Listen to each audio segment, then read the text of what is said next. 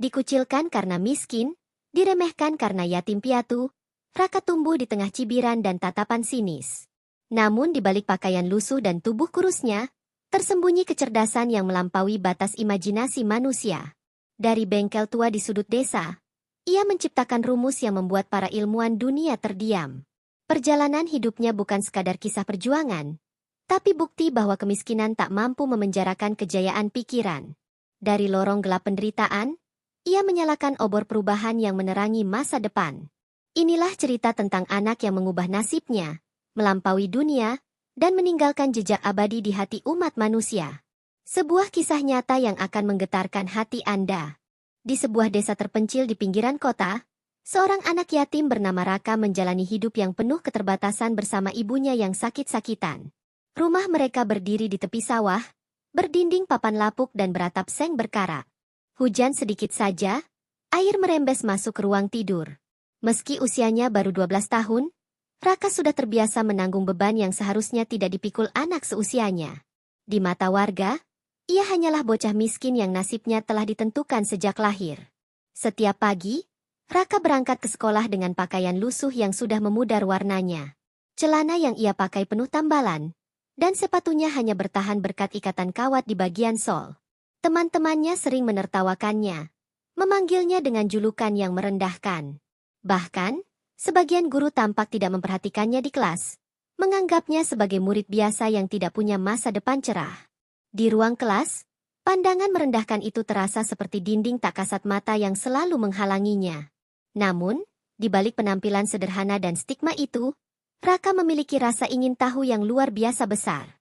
Ia sering terlihat membongkar radio rusak atau jam dinding yang sudah mati hanya untuk memahami cara kerjanya. Buku tulis bekas menjadi tempat ia menggambar skema aneh yang tidak dimengerti orang lain. Baginya, setiap baut, kabel, dan potongan logam adalah potongan teka-teki dunia yang ingin ia pecahkan. Ibu Raka adalah satu-satunya orang yang percaya pada kemampuannya. Meski sakit-sakitan, ia selalu mengatakan bahwa kepintaran tidak diukur dari harta, melainkan dari kemauan untuk belajar. Orang bisa mengambil semua milikmu, nak, tapi tidak bisa mengambil ilmu di kepalamu. Ucapnya suatu malam saat Raka terlihat kecewa setelah diejek teman-temannya. Kata-kata itu menjadi bahan bakar semangat yang tak pernah padam di hati Raka. Suatu hari, sekolah mengumumkan adanya perlombaan sains tingkat kabupaten. Semua murid antusias, terutama mereka yang berasal dari keluarga berada karena bisa membeli peralatan eksperimen. Raka ikut mendengarnya, tetapi langsung disambut dengan tawa sinis dari beberapa teman. Jangan mimpi ikut lomba, Ra. Alatmu paling cuma dari barang rongsokan, kata salah seorang dengan nada meremehkan. Kalimat itu menusuk, tetapi justru menjadi pemicu tekadnya. Sejak hari itu, Raka mulai menghabiskan lebih banyak waktu sendirian setelah pulang sekolah. Ia mengumpulkan barang-barang bekas dari tempat pembuangan sampah di dekat pasar. Potongan kabel, kaleng bekas, baterai mati, semuanya ia bawa pulang. Warga yang melihatnya hanya menggelengkan kepala, menganggap itu kebiasaan aneh anak miskin yang tidak tahu malu.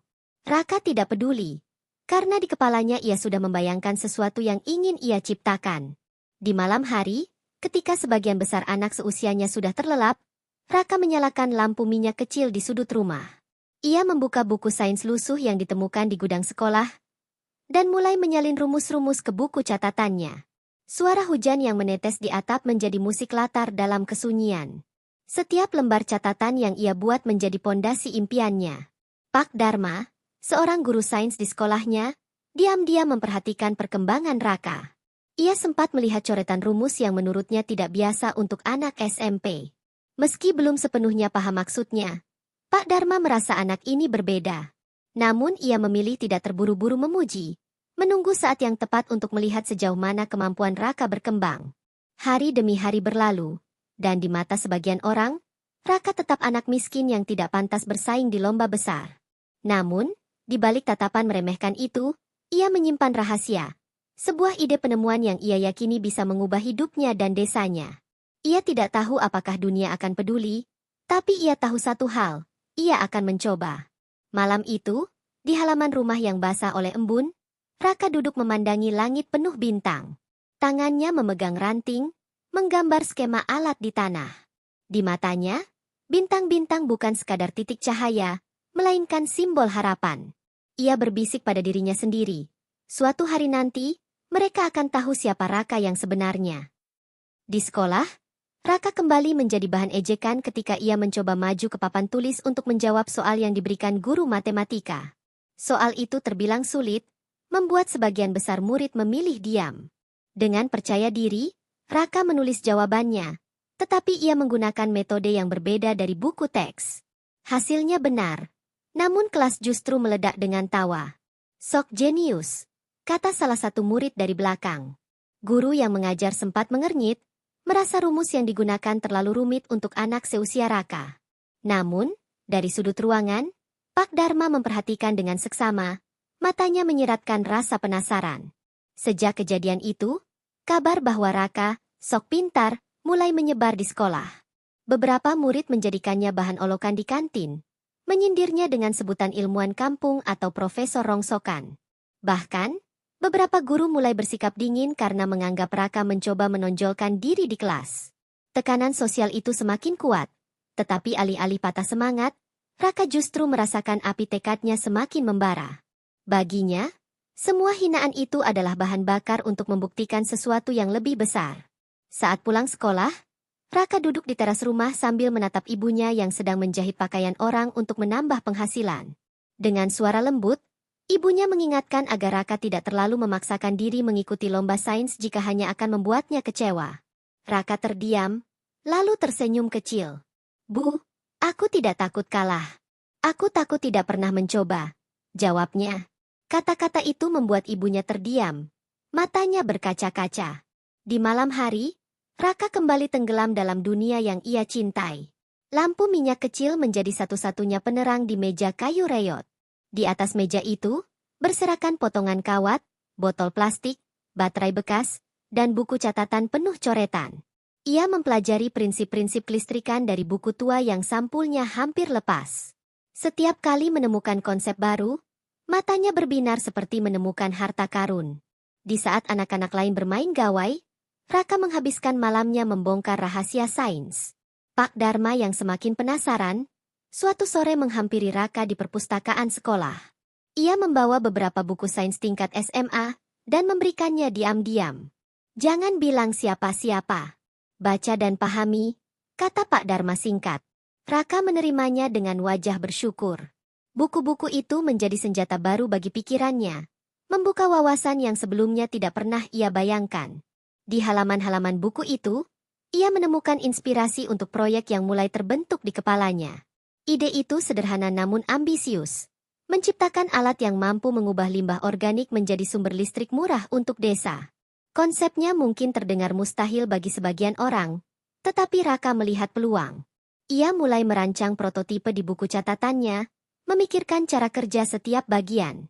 Baginya, penemuan ini bukan sekadar untuk lomba, tapi juga untuk membantu ibunya dan warga desa yang sering hidup tanpa listrik.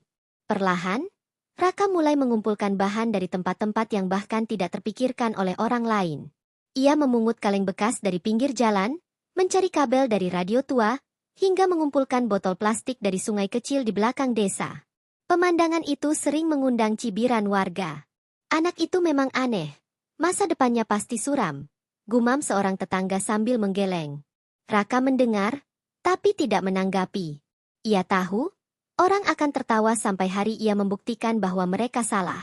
Semakin hari, alat rancangan Raka mulai terbentuk. Bentuknya masih kasar. Namun setiap kali ia mengujinya, ada kemajuan kecil yang membuatnya bersemangat.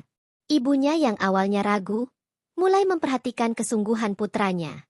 Ia melihat Raka bekerja hingga larut malam, tangan kotor penuh bekas oli dan debu, tapi wajahnya memancarkan keyakinan yang jarang terlihat pada anak seusianya.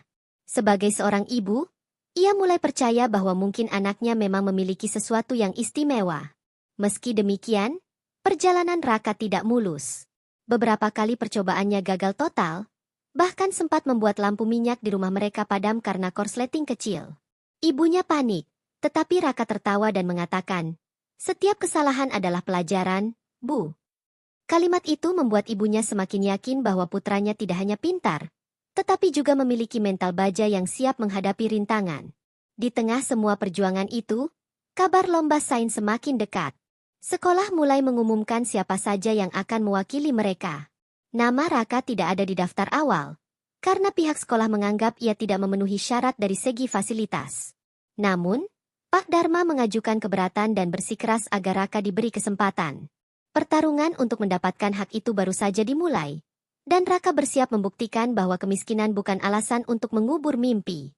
Hari itu menjadi titik awal pembuktian Raka. Setelah Pak Dharma berhasil meyakinkan pihak sekolah, namanya resmi masuk sebagai peserta lomba sains tingkat kabupaten. Raka menyadari ia punya waktu terbatas untuk menyempurnakan idenya. Dengan modal buku catatan lusuh, tumpukan barang bekas, dan keyakinan yang kokoh, ia memulai tahap terakhir pembuatan prototipe.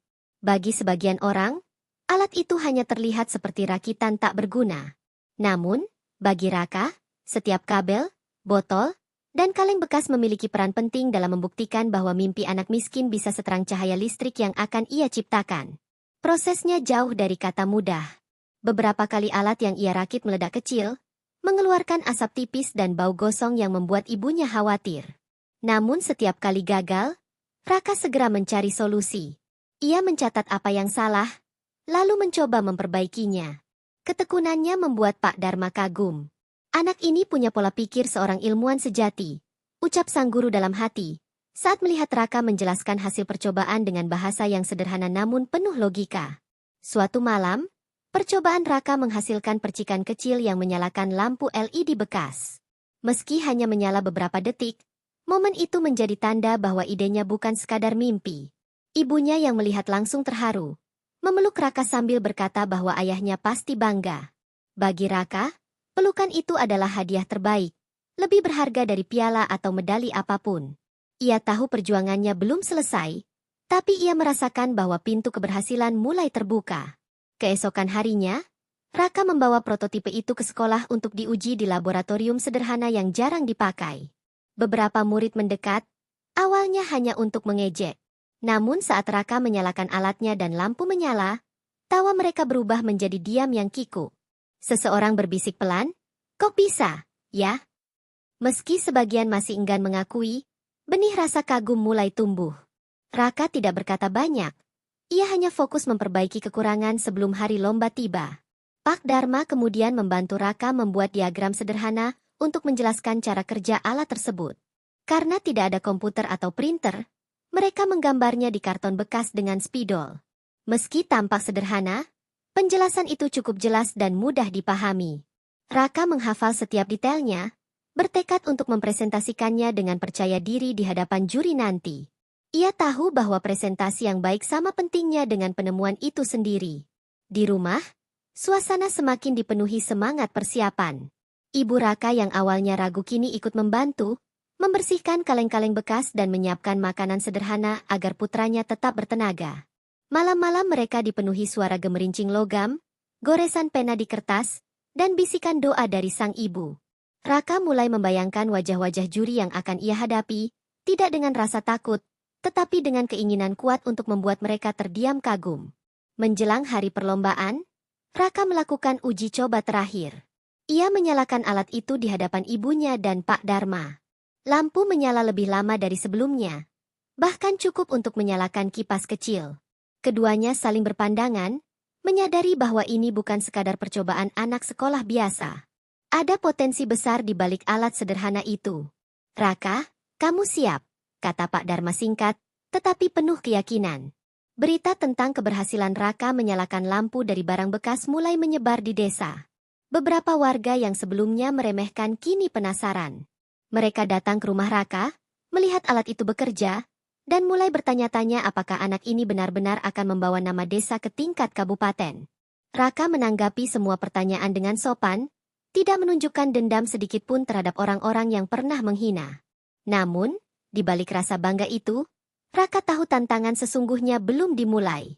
Lomba sains bukan hanya soal membuat penemuan, tetapi juga soal menghadapi peserta lain yang mungkin memiliki fasilitas jauh lebih baik. Ia membayangkan alat-alat canggih yang akan dibawa oleh anak-anak dari kota besar. Meski sempat merasa minder, ia meneguhkan hatinya.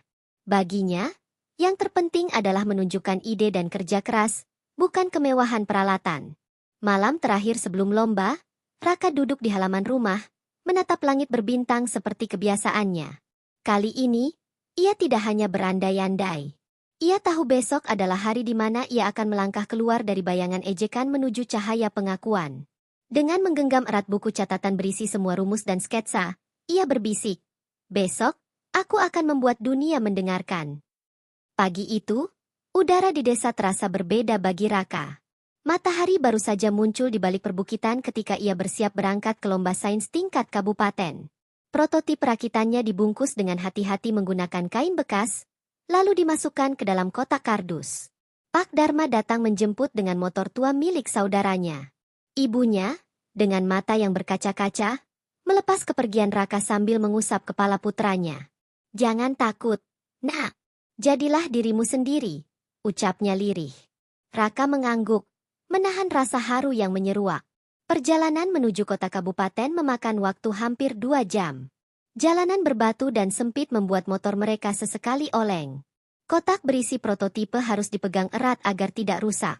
Sepanjang perjalanan, Raka tak henti-hentinya memikirkan momen presentasi nanti.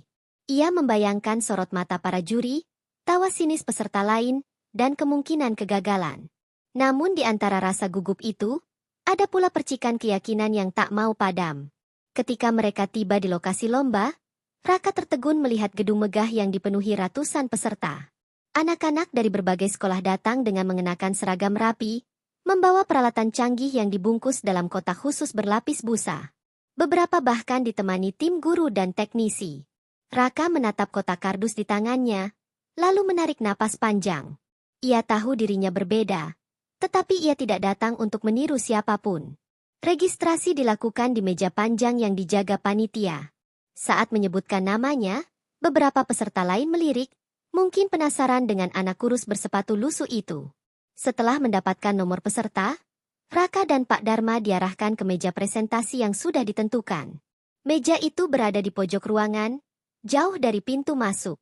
Raka mulai mengeluarkan prototipenya dan menyusunnya pelan-pelan, mengabaikan pandangan meremehkan dari beberapa orang di sekitarnya. Sementara itu, di meja-meja lain, peserta sibuk menyiapkan peralatan modern yang memancarkan cahaya LED warna-warni, monitor kecil, dan komponen elektronik terbaru. Suara bising kipas pendingin dan derit alat-alat membuat suasana seperti pameran teknologi tingkat tinggi. Namun, di meja Raka, yang terdengar hanya suara gesekan obeng dengan mur, dan aroma logam yang khas. Meskipun sederhana, setiap sentuhan tangannya menunjukkan bahwa ia memahami betul alat yang dibuatnya. Saat sesi penjurian dimulai, satu persatu peserta dipanggil maju untuk mempresentasikan karya mereka. Beberapa penampilan disambut dengan tepuk tangan meriah karena visualnya yang memukau.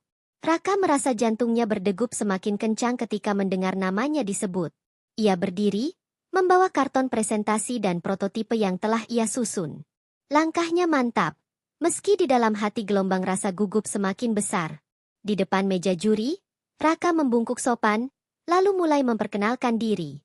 Awalnya, ekspresi para juri tampak datar. Namun, ketika ia menjelaskan konsep kerjanya, bagaimana limbah organik bisa diubah menjadi energi listrik murah, salah satu juri mulai memiringkan kepala, menatap serius. Raka menguraikan prosesnya dengan bahasa sederhana yang mudah dipahami, namun diselingi rumus dan prinsip sains yang jelas. Penjelasan itu membuat ruangan yang tadinya bising perlahan menjadi hening. Untuk membuktikan teorinya, Raka melakukan demonstrasi. Ia memasukkan sampel limbah organik ke dalam tabung rakitannya, lalu menghubungkannya ke rangkaian kabel. Beberapa detik kemudian, lampu kecil di atas meja menyala terang. Juri yang sebelumnya tampak acuh kini menunduk, memeriksa alatnya lebih dekat. Beberapa peserta yang menonton dari kejauhan mulai berbisik-bisik, tidak lagi dengan nada mengejek, tetapi penuh rasa ingin tahu. Pak Dharma yang berdiri di sudut ruangan menatap dengan bangga. Ia tahu bahwa momen ini adalah hasil dari malam-malam panjang yang penuh kerja keras dan kegigihan. Saat Raka menutup presentasinya dengan kalimat bahwa penemuannya ditujukan untuk membantu desa-desa yang kesulitan listrik, tepuk tangan pun terdengar. Tidak semua orang bertepuk tangan, tetapi cukup untuk membuat Raka tahu bahwa setidaknya sebagian ruangan mulai melihatnya dengan cara yang berbeda. Raka kembali ke mejanya dengan perasaan lega. Ia tahu hasilnya belum diumumkan, tetapi di dalam hatinya, ia merasa sudah menang. Bukan karena mengalahkan peserta lain, melainkan karena ia berhasil mengalahkan rasa takut dan keraguan yang selama ini membayanginya. Di kejauhan, ia melihat langit sore dari jendela gedung, dan untuk sesaat, ia membayangkan ibunya tersenyum bangga di rumah. Sore itu, seluruh peserta lomba sains dikumpulkan di aula besar. Lampu-lampu panggung menyinari deretan kursi panjang yang penuh dengan anak-anak berbaju rapi, sebagian sibuk berbicara dengan guru pembimbing mereka. Di sisi paling belakang, Raka duduk bersama Pak Dharma, memegang kotak kardus berisi prototipe yang kini menjadi bagian dari dirinya. Jantungnya berdegup kencang saat panitia mulai memanggil para pemenang. Suasana tegang menyelimuti ruangan, dan setiap nama yang disebut membuat riuh tepuk tangan dari teman-teman satu sekolah para peserta.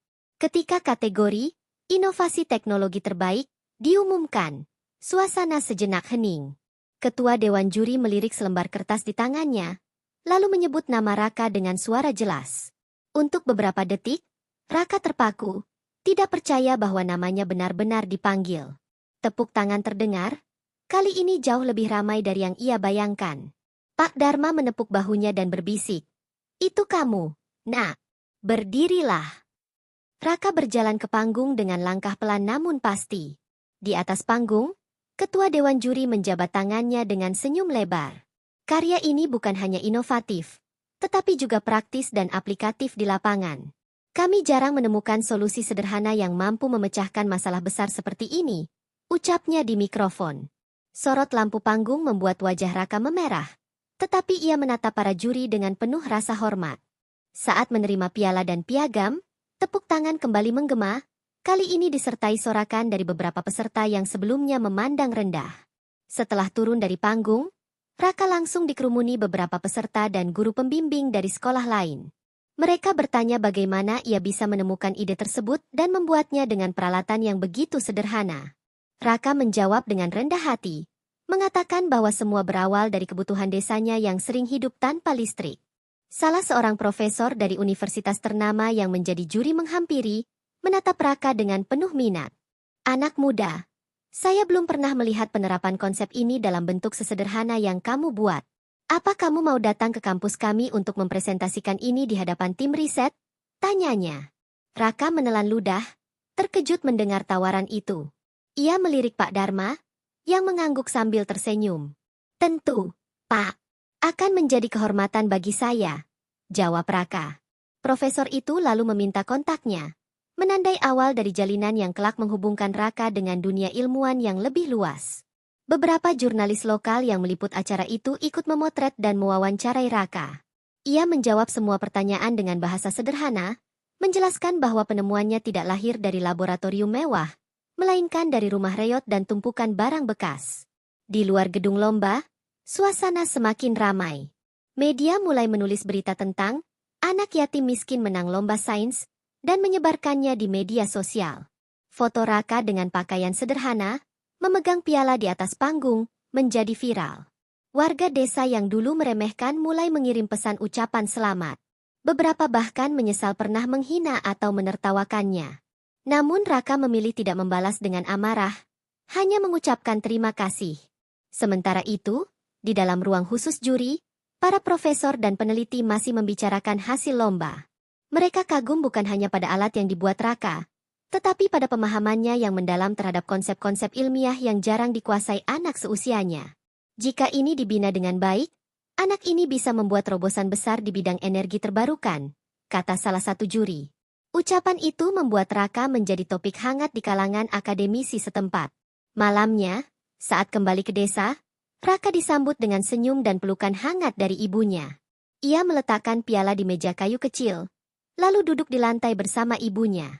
Tanpa sadar, air mata menetes di pipinya. "Bu, ini bukan hanya kemenangan aku. Ini kemenangan kita," ucapnya lirih. Ibunya memeluknya erat, membisikkan doa agar anaknya tetap rendah hati dan terus menebarkan manfaat dengan ilmunya. Keesokan harinya, telepon rumah tetangga yang biasa dipakai warga desa untuk berkomunikasi dari luar menerima panggilan dari sebuah stasiun televisi nasional. Mereka ingin mengundang Raka menjadi tamu di acara khusus tentang inovasi anak bangsa. Pak Dharma mengabarkan kabar itu dengan antusias. Raka tersenyum kaget, menyadari bahwa kemenangannya bukanlah akhir, melainkan awal dari perjalanan baru yang jauh lebih besar. Meski banyak yang memuji, Raka tahu bahwa tanggung jawabnya kini semakin besar. Dunia mulai memperhatikannya, dan ia harus menjaga agar mimpinya tetap berada di jalur yang benar. Malam itu, ia kembali menatap bintang di langit desa. Teringat kata-kata ibunya bahwa ilmu adalah harta yang tidak bisa diambil siapapun. Dengan hati yang penuh syukur, ia berjanji pada dirinya sendiri untuk menggunakan pengetahuannya demi kebaikan sebanyak mungkin orang. Hari itu, udara di ibu kota terasa berbeda bagi Raka. Dari desa kecil yang sepi, kini ia berdiri di lobi gedung tinggi milik salah satu universitas riset paling bergengsi di negeri ini. Undangan resmi telah membawanya ke sini untuk mempresentasikan temuannya di hadapan para profesor, peneliti, dan mahasiswa pasca sarjana. Mengenakan kemeja putih sederhana yang disetrika rapi oleh ibunya, ia memegang erat tas kain berisi prototipe karyanya. Meski terlihat tenang dari luar, jantungnya berdegup kencang. Ia tahu, ruangan ini diisi orang-orang dengan gelar panjang dan pengalaman puluhan tahun, sementara dirinya hanyalah anak yatim dari desa. Sesi presentasi dimulai di sebuah aula modern yang dipenuhi peralatan canggih. Di depan layar besar, Raka memulai penjelasannya. Suaranya pelan di awal, namun semakin mantap saat ia mulai mengurai konsep yang ada di balik alatnya. Ia menjelaskan bagaimana energi dari perbedaan suhu tanah bisa diubah menjadi listrik, dengan memanfaatkan bahan-bahan murah dan mudah ditemukan di lingkungan pedesaan. Di tengah penjelasannya, beberapa profesor mengangguk, sementara yang lain mencatat cepat di buku mereka. Raka tidak hanya menunjukkan cara kerja alat, tetapi juga memaparkan data uji coba yang ia lakukan di desanya, termasuk perhitungan efisiensi yang membuat para akademisi terdiam. Setelah presentasi, sesi tanya-jawab dimulai. Salah satu profesor senior, terkenal sebagai sosok yang kritis, bertanya tentang kemungkinan peningkatan skala alat itu untuk kebutuhan industri. Raka menjawab dengan tenang, menjelaskan bahwa konsep dasarnya bisa dikembangkan menjadi sistem yang lebih besar dengan modifikasi tertentu. Jawaban itu membuat profesor tersebut tersenyum tipis, sebuah reaksi langka yang diartikan banyak orang sebagai tanda persetujuan. Sementara itu, seorang peneliti dari luar negeri yang sedang menjadi dosen tamu meminta Raka mengirimkan desain teknis dalam bahasa Inggris, karena ia yakin teknologi ini bisa bermanfaat untuk daerah terpencil di Afrika. Di sela-sela acara, Raka diajak berkeliling laboratorium universitas. Matanya berbinar melihat alat-alat canggih yang sebelumnya hanya ia baca di buku. Profesor yang menemaninya mengatakan bahwa universitas bersedia memberikan beasiswa penuh jika ia ingin melanjutkan pendidikan di sana. Tawaran itu membuat Raka terdiam, antara kagum dan tidak percaya. Ia memikirkan ibunya di desa, yang selalu berkata bahwa pendidikan adalah jalan menuju kebebasan dari kemiskinan. Dalam hati, ia mulai menyusun rencana untuk mengambil kesempatan emas ini. Namun, tidak semua orang menyambutnya dengan tangan terbuka. Di tengah kegembiraan itu, Raka mendengar bisikan-bisikan sinis dari beberapa mahasiswa yang menganggapnya hanya anak kampung beruntung yang kebetulan menemukan ide bagus. Mereka meragukan kemampuannya untuk bertahan di dunia akademis yang ketat. Ucapan itu menusuk hatinya. Namun ia memilih diam. Ia tahu, satu-satunya jawaban terbaik adalah terus membuktikan diri melalui kerja keras dan hasil nyata. Hari berikutnya, Raka mendapat undangan untuk menghadiri sebuah konferensi internasional di Singapura, di mana ia diminta menjadi salah satu pembicara muda dalam sesi inovasi teknologi terbarukan. Semua biaya ditanggung oleh sponsor yang tertarik pada idenya. Berita ini membuat desa heboh. Bahkan kepala desa yang dulu jarang menyapanya kini memberikan surat rekomendasi resmi untuk memperkuat perjalanan internasionalnya. Ibunya menatapnya dengan bangga, meski matanya berkaca-kaca karena khawatir anaknya akan jauh dari rumah. Perjalanan ke luar negeri menjadi pengalaman pertama Raka naik pesawat. Ia terpesona melihat awan di bawah kakinya, membayangkan seolah-olah sedang melintasi batas dunia yang dulu membelenggunya. Sesampainya di Singapura, ia disambut oleh panitia konferensi yang kagum mendengar kisahnya.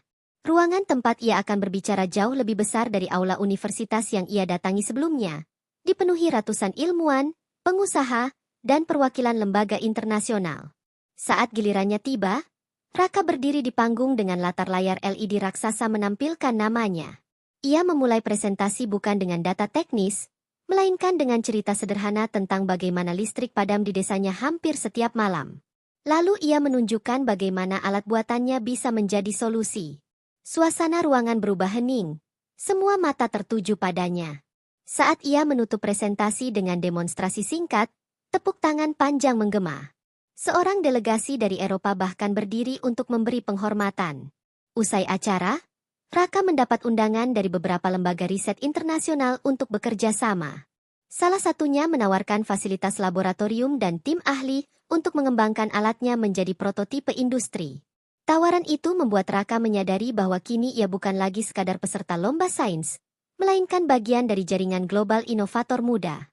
Namun di balik semua itu, ia juga menyadari tanggung jawab besar yang menanti, karena ide kecilnya kini berpotensi memengaruhi kehidupan ribuan, bahkan jutaan orang. Malam di hotel tempatnya menginap, Raka duduk di dekat jendela memandang lampu-lampu kota yang berkelap-kelip. Di kepalanya, ia teringat masa-masa duduk di tanah berdebu di depan rumah, merakit kabel bekas dengan obeng tumpul. Ia tahu bahwa perjalanannya baru dimulai, dan jalan di depannya akan penuh rintangan. Namun kali ini, ia sudah siap. Dengan segenggam mimpi, segunung tekad, dan dukungan doa ibunya, Raka melangkah ke babak baru hidupnya. Babak di mana dunia ilmuwan tak lagi memandangnya sebagai anak miskin dari desa, melainkan sebagai pemikir yang layak diperhitungkan di panggung dunia. Kepulangannya dari Singapura menjadi berita besar. Media nasional memuat kisahnya di halaman depan, menyebutnya sebagai putra desa yang mengguncang dunia sains. Saat tiba di bandara, Raka disambut dengan pelukan hangat dari ibunya yang tak kuasa menahan air mata. Wajahnya lelah setelah perjalanan panjang, namun senyum yang ia bawa memancarkan kebahagiaan yang sulit disembunyikan. Di desa, orang-orang yang dulu meremehkannya kini berebut untuk berjabat tangan, seolah ingin menebus semua kata-kata sinis di masa lalu. Meski begitu, Raka tak menunjukkan dendam. Ia hanya tersenyum, karena baginya, kemenangan ini bukan soal membalas, tapi soal membuka jalan. Tak lama setelah kepulangannya, Raka mendapat kabar bahwa penemuannya akan mendapatkan paten internasional. Sertifikatnya akan diterbitkan oleh Lembaga Paten Dunia di Jenewa.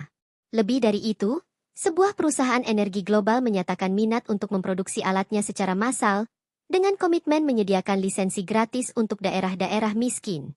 Bagi Raka, ini adalah kabar yang lebih berharga daripada kontrak miliaran rupiah, karena sesuai impiannya sejak awal, teknologi ini harus bisa diakses semua orang, tanpa terkendala biaya.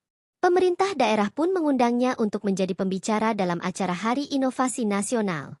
Di sana, ia menyampaikan pidato yang menyentuh hati banyak orang. Ia tidak berbicara panjang lebar tentang teknis atau prestasinya, melainkan tentang pentingnya kepercayaan diri dan kesabaran. Ia menceritakan bahwa keberhasilan bukan datang dalam semalam, melainkan hasil dari ratusan kegagalan yang tidak pernah diberitakan. Pidato itu membuat banyak siswa muda terinspirasi, dan beberapa di antaranya langsung menghubunginya untuk belajar membuat alat serupa. Tidak berhenti di situ, Raka mulai menjalankan proyek Terang untuk Desa, bekerja sama dengan beberapa organisasi sosial. Mereka mulai memasang alat ciptaan Raka di rumah-rumah penduduk yang selama ini hidup tanpa listrik atau bergantung pada lampu minyak. Malam pertama saat lampu-lampu menyala di seluruh desa menjadi momen yang menggetarkan hati. Anak-anak yang sebelumnya belajar di bawah cahaya redup kini bisa membaca buku dengan terang. Wajah-wajah bahagia itu menjadi hadiah terbesar bagi Raka. Namun, proyek itu bukan tanpa tantangan. Beberapa pihak yang memiliki kepentingan bisnis di sektor energi mencoba menghalangi distribusinya. Ada yang menawarkan uang besar agar ia menjual seluruh hak paten dan membiarkan teknologi itu dikendalikan perusahaan tertentu.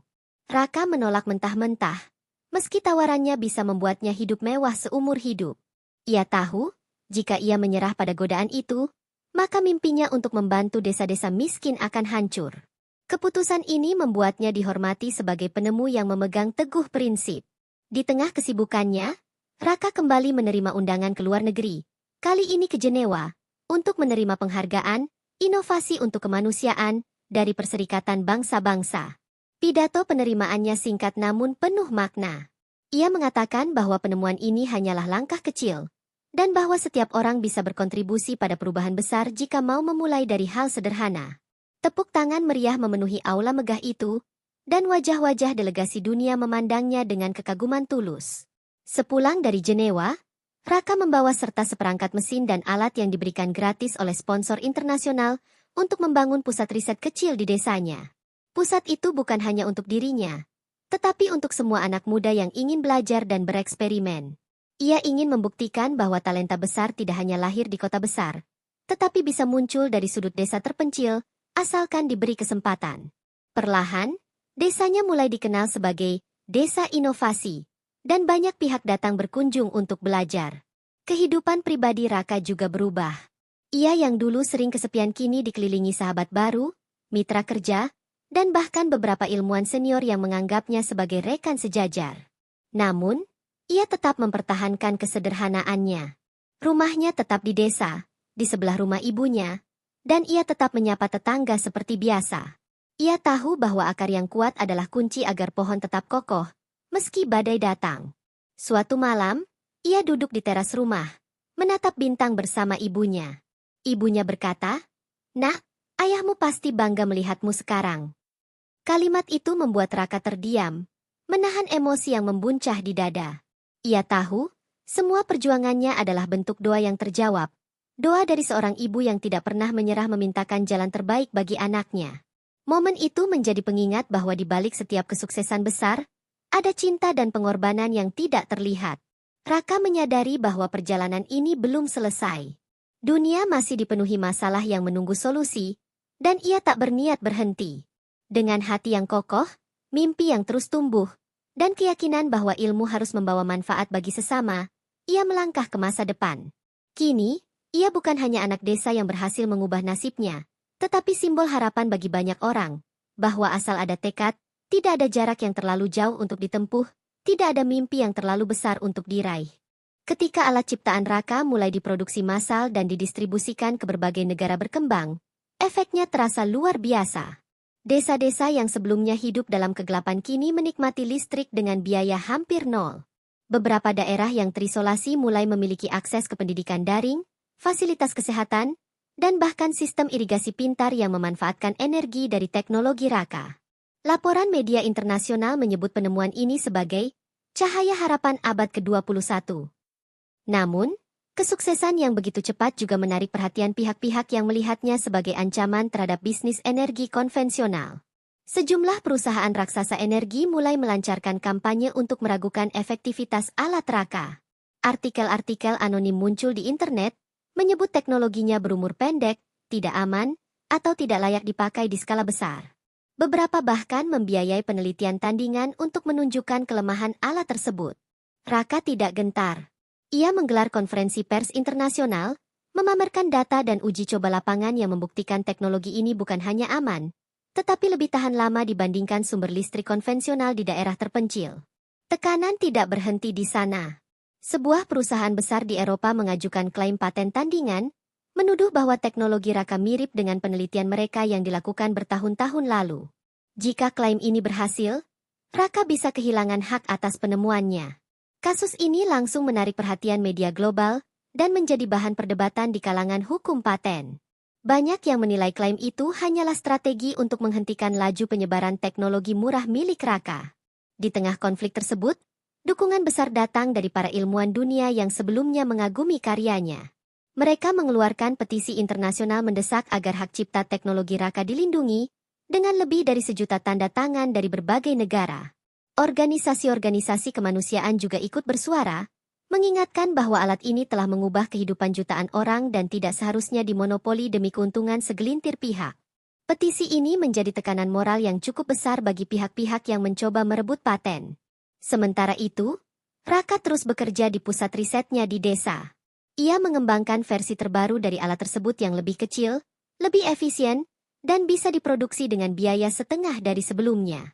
Inovasi ini membuat lawan-lawannya semakin kewalahan. Mereka sadar, meski paten lama berhasil mereka kuasai, Raka selalu satu langkah di depan. Tekadnya bukan untuk berkompetisi demi uang, melainkan memastikan setiap orang punya akses pada teknologi yang membebaskan mereka dari kegelapan. Di sisi lain, konflik paten ini membuat Raka harus terjun ke dunia yang sebelumnya tidak pernah ia bayangkan, ruang sidang internasional. Ia berhadapan dengan pengacara top dunia, argumen teknis yang rumit, dan permainan politik tingkat tinggi. Meski awalnya kewalahan, Raka memanfaatkan kecerdasannya untuk mempelajari hukum paten dengan cepat. Ia bahkan mengajukan bukti-bukti detail dari catatan penelitiannya sejak awal, termasuk sketsa tangan di buku catatan lusuhnya, yang membuktikan ia merancang teknologi ini secara mandiri. Persidangan berlangsung berbulan-bulan, dan dunia menonton dengan tegang. Di sela-sela sidang, Raka menerima pesan-pesan dukungan dari anak-anak desa di seluruh dunia yang menggunakan alatnya.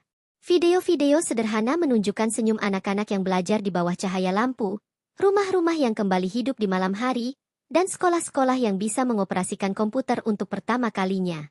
Dukungan itu memberinya energi untuk terus berjuang, karena ia sadar bahwa pertarungan ini bukan hanya tentang dirinya, tapi tentang masa depan jutaan orang. Akhirnya, keputusan pengadilan internasional keluar, paten tetap menjadi milik Raka, dan klaim tandingan dinyatakan tidak sah. Keputusan ini disambut sorak-sorai di seluruh dunia, terutama di komunitas yang sudah merasakan manfaat dari penemuannya. Raka menjadi simbol kemenangan kebenaran atas keserakahan, dan banyak media menyebutnya sebagai pahlawan kecil dari desa kecil. Namun, ia sendiri tetap rendah hati, mengatakan bahwa kemenangan ini adalah kemenangan bersama semua orang yang percaya pada ilmu untuk kebaikan. Setelah kemenangannya di pengadilan, Raka mendapat tawaran dari beberapa universitas ternama untuk menjadi profesor tamu. Meski menggoda, ia memilih tetap fokus di lapangan, memastikan alatnya terus menjangkau daerah-daerah baru. Ia percaya bahwa ilmunya tidak boleh berhenti di ruang kelas atau laboratorium mewah, melainkan harus terus hadir di tempat-tempat yang paling membutuhkan. Bab ini menutup dengan gambaran Raka berdiri di sebuah bukit kecil di desanya, memandang ke arah ratusan rumah yang kini bercahaya. Cahaya itu bukan hanya hasil dari teknologi yang ia ciptakan, tapi juga simbol harapan yang tak bisa dipadamkan oleh fitnah, tekanan, atau kekuasaan. Ia tahu bahwa masih banyak tantangan di depan, tapi ia juga tahu satu hal. Selama ada orang yang percaya pada kebaikan, ilmu pengetahuan akan selalu menemukan jalannya.